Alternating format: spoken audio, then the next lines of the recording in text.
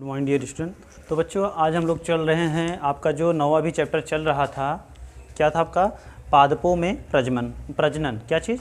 पौधों में प्रजनन कैसे होता है। हम लोग अभी तक काफ़ी चीज़ें बातें समझ चुके थे कि पौधों में प्रजनन मुख्यतः दो प्रकार का होता है, एक लैंगिक प्रजनन और दूसरा अलैंगिक प्रजनन। लैंगिक प्रजनन क्या होता है? लैंगिक प्रजनन में नर तथा मादा युग्मज क्या होते थे, दोनों आपस में संयोग करते थे या भाग लेते थे। जबकि अलैंगिक प्रजनन में क्या होता था, इसमें एक ही तरह के युग्मज भाग लेते थे, नर या मादा। ठीक है, आगे इसी में चलते हैं हम लोग। क्या है निषेचन? क्या है बच्चों? निषेचन। निषेचन क्या होता है? निषेचन की प्रक्रिया द्वारा ही किसी भी पौधे से बीज का निर्माण होता है। क्या होता है? किसी भी पौधे के बीज का निर्माण होता है। इस प्रक्रिया में देखते हैं क्या है बच्चों, इस प्रक्रिया में परागण के पश्चात क्या चीज़, जो आपका नर युग्मज होता है, नर युग्मज में जो पराग कण पाए जाते हैं, पराग का हमने लास्ट भी बताया था कि परागण क्या होता है। तो इसमें क्या होता है, पराग नर युग्मज के पराग कणों का वर्तिकाग्र तक, क्या चीज़, वर्तिकाग्र तक पहुंचने का ही प्रक्रिया क्या कहलाती है, हमारी परागण कहलाती थी। इसी में है भाग चीज़ें। तो निषेचन क्या होता है, परागण के पश्चात पराग कणी, क्या चीज़ बच्चों, परागण सॉरी, परागण के पश्चात पराग कण क्या बनाते हैं बच्चों, पराग कण पराग नली बनाते हैं। इन पराग नलियों में क्या होते हैं, दो नर युग्मज होते हैं। कौन होते हैं? दो नर युग्मज होते हैं। एक नर युग्मज क्या करता है, पराग नली से अंडाशय को अंडे तक पहुंचाता है। क्या करता है, पराग कणों को क्या करता है, पराग नली से वो अंडाशय के अंडों तक पहुंचता है, जिससे, और दूसरा क्या करता है, दूसरा युग्मज क्या करता है, इसका निर्माण करता है। क्या करता है? दूसरा इसका निर्माण करता है। तो इस प्रकार की जो नर पराग कण के बाद पराग कणों का पराग नली से अंडाशय में स्थित अंडों का निषेचन की जो संयोग करने की प्रक्रिया है, वो क्या कहलाती है, हमारी निषेचन कहलाती है। क्या कहलाती है बच्चों? एक बार फिर से देखते हैं निषेचन प्रक्रिया क्या है। परागण के पश्चात पराग जो कण होते हैं वो पराग नली का निर्माण करते हैं। पराग नलियों में से जो नर युग्मज होते हैं वो अंडाशय तक पहुंचते हैं। अंडाशय में पहुंचकर वो वहां पर जो अंडे रहते हैं उनसे क्या करते हैं, संयोग करते हैं।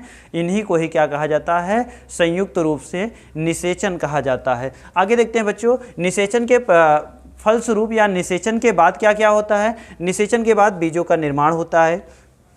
क्या होता है बच्चों?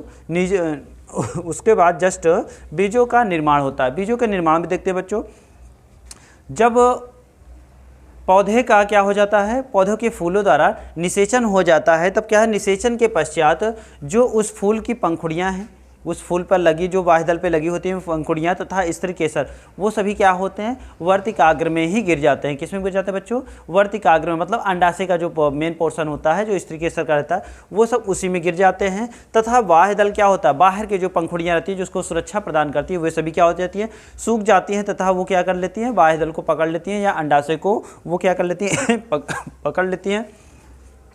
इसके बाद क्या होता है बच्चों, इसके बाद कोशिकाएं क्या होती हैं, उसमें विभाजित होने लगती, क्या हो जाती हैं, उसमें कोशिकाएं विभाजित होने लगती है, जिससे क्या होता है बच्चों, बीजों की निर्माण हो जाता है। किसका निर्माण हो जाता है? बीजों का निर्माण हो जाता है। और इसके बाद क्या है, फूलों की संरचना। फूलों की संरचना इसमें और भी कह सकते हैं, बीजों का निर्माण हो जाता है। उसके बाद ये जब पकते हैं, पककर क्या हो जाते हैं, सूख जाते हैं, तो एक बीज की हमें रचना प्राप्त हो जाती है, बीज का हमें प्राप्ति हो जाती है उस पौधे की।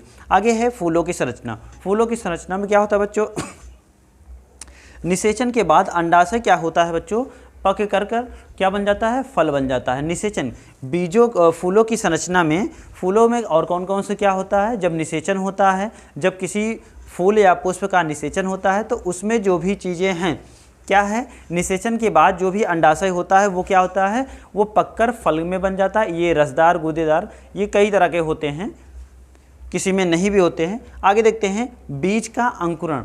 क्या है? बीज का अंकुरण। अभी क्या हुआ, हमारा फूल की संरचना देखा हमने और बीजों की संरचना भी देखी। अब क्या हुआ, बीज का अंकुरण की बात कह रहे हैं। तो इसमें क्या होता है, निषेचन के बाद जब हमारा अंडाशय पककर सूख कर वो बीज में निर्मित हो जाता है, तब क्या होता है, बीज के अंदर क्या होता है बच्चों, बीज के अंदर भ्रूण होता है। क्या होता है, एक छोटा सा पौधे का जीवन होता है।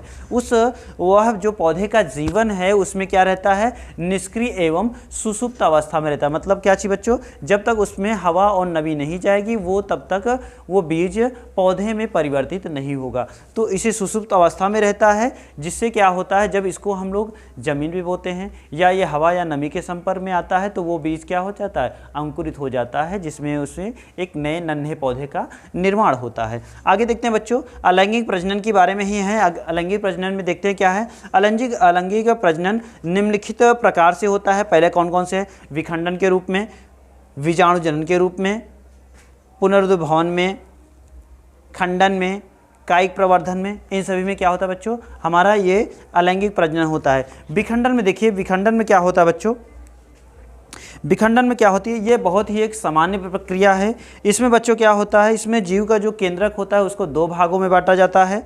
जिसमें क्या होता है बच्चों, इसमें आपका विखंडन में जैसे क्या है, हम जानते हैं कि जैसे आपका ईस्ट है, खमीर है या फफूंद है, ये सब जो पौधे क्या होते हैं, अलैंगिक प्रजनन करते हैं। इनमें क्या होता है, यदि इनमें का कोई भी पौधे का कोई भाग क्या हो जाता है, यदि टूटकर अलग हो जाता है या विखंडित हो जाता है तो दूसरे ही उसी तरह नए पौधे का निर्माण होता है। जैसे शैवाल है, ईस्ट है, कवक है, ये सभी चीज़ों में। आगे है बीजाणु जनन। बीजाणु जनन, बीजाणुओं के द्वारा जनन। इसमें क्या होता है बच्चों, इसमें देखते हैं बच्चों, इसमें क्या होता है, एक सूक्ष्म वर्गाकार कोशिकाएं होती है। कैसी होती हैं, एक सूक्ष्म वर्गाकार कोशिकाएं होती हैं, जिसमें क्या होता है, बीजाणुधानियों से उत्पन्न होता है। क्या होता है, बीजाणुधानी रहते हैं, जिससे क्या होता है, एक नए पौधे का निर्माण होता है। आगे क्या है, पुनरुद्भवन। इसमें क्या है बच्चों, इसमें देखते हैं कि जैसे पुनरुद्भवन हम जैसे देखते हैं कि काफ़ी यदि अपने बगीचे में या लॉन में हम लोग देखते हैं कि घास की या कोई पेड़ पौधे की ऊपरी टहनियाँ हम काट देते हैं तो क्या होता है, कुछ समय बाद क्या हो जाती है, पुनः वही घासें क्या होती हैं, वैसी स्थान पे उगाती हैं। मतलब उनकी जो लंबाई है वैसी ही हो जाती है। इनको क्या कहते हैं, ये क्या होता है, पुनरुद्भवन कहलाता है। अर्थात क्या है, इसमें जो कोशिकाएं जो कटी हैं उनकी क्षतिपूर्ति के लिए क्या होती हैं, उनमें उस पौधे का विकास करती हैं या विभाजन प्रक्रिया द्वारा ये संपन्न करती है। खंडन विधि में क्या होता है, जैसे हम लोग क्या करते हैं, कभी कभी कोई पौधे हैं या पेड़ हैं जिनकी क्या होती है, टहनियों के द्वारा, टहनियों को काटकर हम लोग क्या करते हैं, उसको नए पौधे का निर्माण कर सकते हैं। जैसे गुलाब की ही टहनियाँ हैं, उसको काट कर क्या लगा सकते हैं, दूसरी एक नए पौधे का निर्माण कर सकते हैं। तो ये प्रक्रिया हमारी खंडन विधि कहलाती है। इसके बाद है कायिक प्रवर्धन। कौन सा प्रवर्धन, कायिक प्रवर्धन। कायिक प्रवर्धन में क्या होता है, इसमें पेड़ पौधे या पादपों की जो पत्तियाँ हैं, तना है तथा जड़, क्या है, ये पत्तियां तथा जड़, ये क्या है, पौधों या पादपों के कायिक अंग होते हैं। इसके द्वारा क्या होता है बच्चों, नए पौधे का निर्माण होता है या नए पौधे को उगाया जाता है। इसलिए देखिए कायिक प्रवर्धन में बच्चों क्या होता है, दो तरीके का होता है। पर एक तो जड़ द्वारा कायिक प्रवर्धन और दूसरा क्या है, तने द्वारा। क्या होता है, कुछ पौधों की जो जड़ें होती हैं उनके द्वारा नए पौधे का निर्माण होता है। जैसे कि शकरकंद है, डहेलिया हैं, ये क्या होता है, इनकी यदि जड़ों निकाल कर दोबारा पुनः बो दी जाए तो क्या हो जाता है बच्चों, ये जड़ें क्या हो जाती हैं, पुनः ही एक नए पौधे का निर्माण कर देती हैं। दूसरा है तने द्वारा। क्या होता है, तने द्वारा क्या होता है बच्चों, तनों के द्वारा भी कई ऐसे पौधे हैं जिनका निर्माण होता है। इसमें क्या होता है, बल्ब जैसी आकृति होती है, मतलब फूलों पे बल्ब जैसे,